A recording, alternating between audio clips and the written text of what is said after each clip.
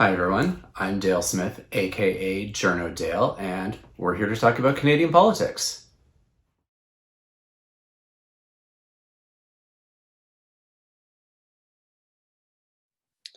I am here with Patricia Treble, who is the royal reporter for Maclean's magazine, fact checker extraordinaire, and also the statistical whiz who has been compiling all the COVID numbers for them.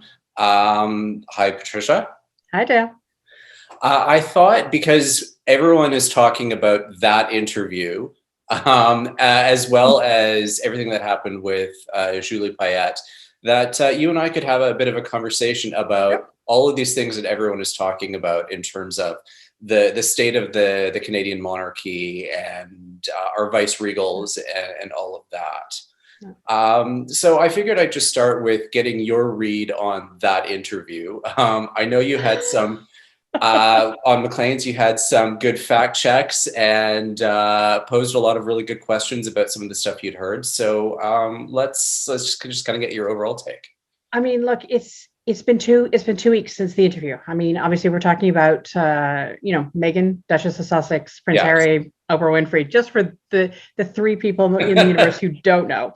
And it's still reverberating. I mean, it's a bombshell. I mean, the ripples are smaller. It's like the tsunami crested immediately, and now you're kind of dealing with the aftermath.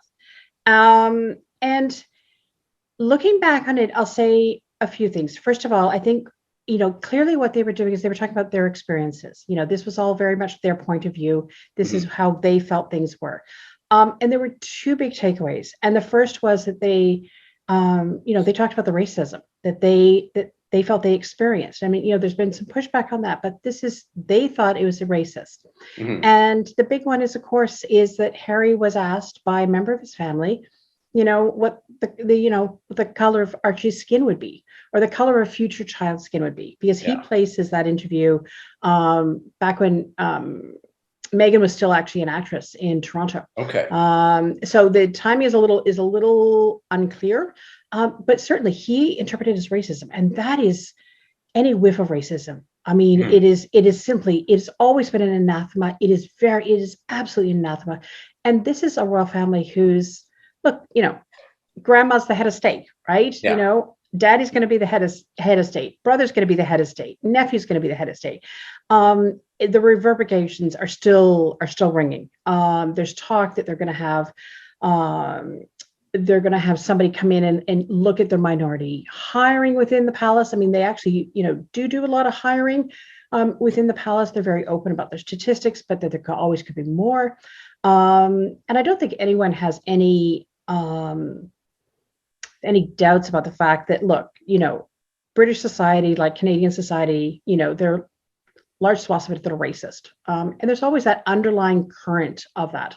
And that's, I think, what's so devastating about the interview.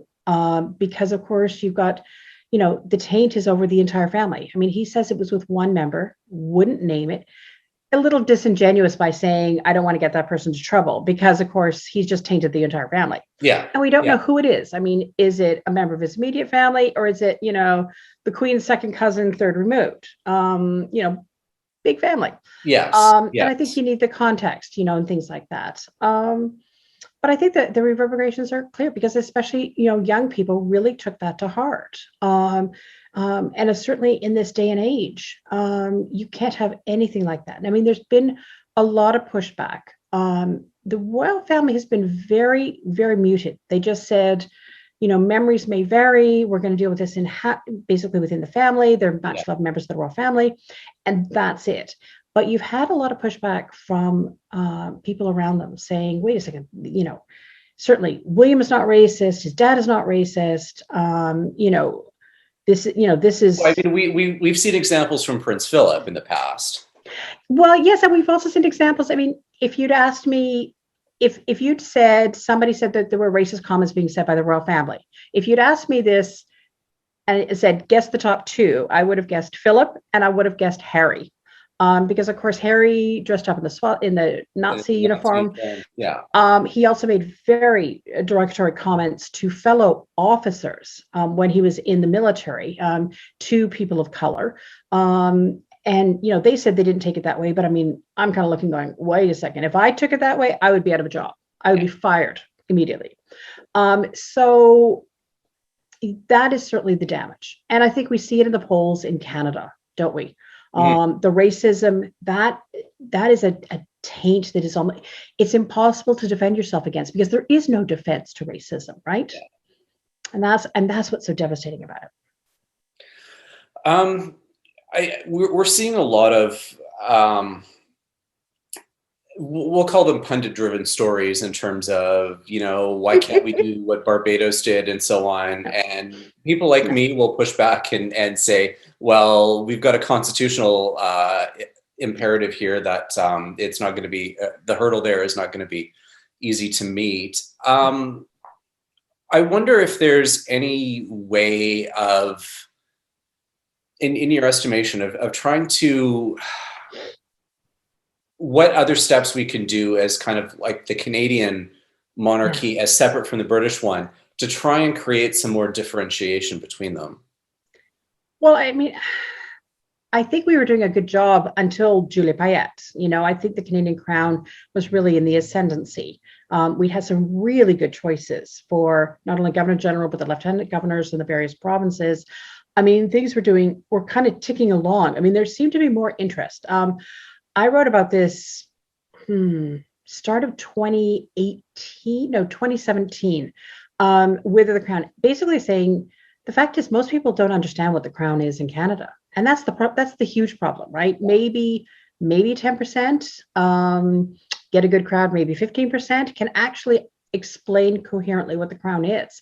And I think that has to do with the fact civics is simply not taught. I mean, I vaguely remember it when I went to school, but it was going out, and I asked my niece and nephew, who are both in university right now, and I said, were you taught about this, government? And they're like, no, they just weren't taught at all. And that has a problem because, of course, the influence of the states. And so you're looking, so the influence of that system comes into our system, which is, of course, a completely different system, and it affects everything. What can happen? I think it's all going to come down to who Trudeau recommends to be the new Governor General. I think this is a make or break choice. I do not envy him that choice because I don't think there's a lot of huge candidates out there. I mean, maybe there's people that I'm not thinking about, but I don't know who's going to want to step up to the plate right now and take it on. With all of the added scrutiny that it's going to come with. Oh my goodness, everything's going to be. But I mean, maybe that actually becomes a good thing if he, if the choice is good, that could be the effect. The other problem is we're going to have is the fact that as the royal family is slimmed. I mean, now that we've lost Harry and Meghan, they've knocked out a lot of the big characters, to be honest, and we're not going to get the big royal tours. We've been getting, every 15 months, 18 months, we've been getting a huge royal tour. We're not going to get that anymore because they're gonna find their time divided as they try to keep, all the balls in the air. Certainly, I think Barbados is going, probably some of the smaller countries. The Queen has made it clear that if you want to go, if it's all, legal and everything like that, she will sign it happily. I mean, she wants her countries to be happy. I mean, that's the whole point. But are we going to rip apart our Constitution? No. I mean, you and I know that is like, no. Yeah. Young people have forgotten. You ask anyone who's got, a few wrinkles on their face about constitutional change, and you will just see the shudder that goes through their whole body. Yeah. So, no. Yeah. I did want to mention that in terms of the civic education around the Crown, that is probably the most common reaction I get with my book is the chapter on the Crown. And everyone says, this is stuff that I did not understand until I read this. And that has been a consistent, most people who tell me about, their experience reading my book, that is one of the most consistent comments that I get. So obviously there is something in there in terms of we're not really understanding. Well, and I also wonder that if we get to the tipping point, I mean, people have talked about, the inevitable, the Queen dying, that's the time we're going to start thinking about that. And that might be, I think, a really good thing. And then if people start figuring out what the crown is, I think, every expert, and there's only a handful of experts, are going to be really busy. Yeah. But if you can also explain it, then you might see that people go, oh, well, that's not actually that, the foreign institution over there, that the Canadian crown is so different from the British crown, from the Australian crown. And then they can see what the benefits are. It's hard to give your positive things when you're coming up against a royal scandal. I mean, how do you talk about the Canadian crown when it's Harry and Meghan Oprah? I mean, you can't come against that. And so I take everything with I say a bucket of salt. It's not even a grain of salt. I just say, salt lick. We need to calm down, people. But I think the wither of the monarchy, wither of the Canadian crown has been around for a while. And I think if you get things lined up, I mean, you need political will to even tackle this subject. But if you have political will to tackle this subject, if you've got a party that thinks there's some sort of, political benefit to going at this, then I think you could see things move rather quickly. Whether people will actually go to that leap of taking apart the Constitution, I don't know. But I mean, maybe there's some half measures. I mean, Philip Gasset of Carleton University has talked about that. I mean, he's a crown expert who's got some ideas. You're going to have court challenges. I think that's inevitable. Yeah. And I think they're going to go all the way to Supreme Court. There might actually have to be, like the Clarity Act, there might have to be a question posed to the Supreme Court. If this were to become law, how would you act? I mean, they do that very rarely, but they did it with the Clarity Act. Yeah. And this would certainly be a big one for them. I think they would definitely go at it and say yes or no, whether it's legal or not under the Constitution.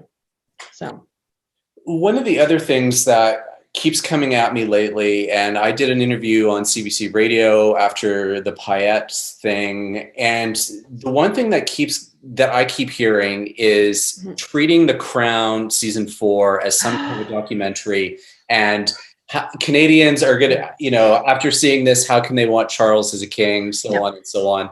I want you to just respond to that a little bit, because I'm finding it so very pervasive in all of the discussion we've been having over the last couple of months. It is everything. I mean, I wrote about it. It is The Crown, for everyone who doesn't know, is a very thin veneer of fiction, a thin veneer of fact over fiction. I mean, that's really what it is.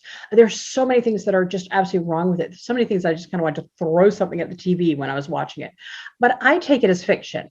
But the problem is that a lot of people take it as fact, and especially coming out of the Meghan Harry interview. I mean, this was key, is that people looked at what was happening in the Crown. I could see it on social media. I was just looking at all these things happening on social media, and I was thinking, all those talking points are the Crown. That's actually not fact. Yeah. But they took it as fact. And I think that is dangerous. And also now we're getting very close to, and this is what I was writing about, we're getting into people's memories, muscle memory. And so you could actually see that Peter Morgan in that 4th season had to work around that. So if you look at the episode when Charles and Diana go to Australia, and you can see they're fighting as they land in Australia. The rain is pouring down and William is crying. Of course, none of that happened. They actually landed in brilliant sunshine. William was very happy. His dad was swatting away bugs. I mean, and that sort of thing. Then Peter Morgan realized he had a problem, is that enough people remembered those amazing shots of the two of them with all those huge crowds looking happy. So he had to get them to reconcile so you could get all the big crowds and then break up again. I mean, and so you're kind of getting that. Now, what are you going to do with 5th season? 5th season is getting perilously close to people's memory. And Harry alone has talked about it. He said he doesn't mind it, how it is now, because it's not him. I'm thinking, yeah, but your dad is being slagged. Your dad is the villain in this, is coming out across as the villain. And surely, as much as he has a tenuous relationship right now to his father, he's always said how much he admires him. And I can't see that. So it's going to be interesting what they're going to do next 2 seasons. Yeah. Yeah. Yeah. Um, I think just, I guess in terms of last question here, um, one of the things I personally have been trying to push for in whatever limited capacity I have is to try and agitate for more members of the royal family to do patronages in Canada. Mhm. And we had a bit of an impetus under that, under Payette, because that was one of the things she refused to do for Yeah. the most part. Yeah. And I thought, this was a really good way of trying to get some of these members of the family over to Canada more often, get them seen.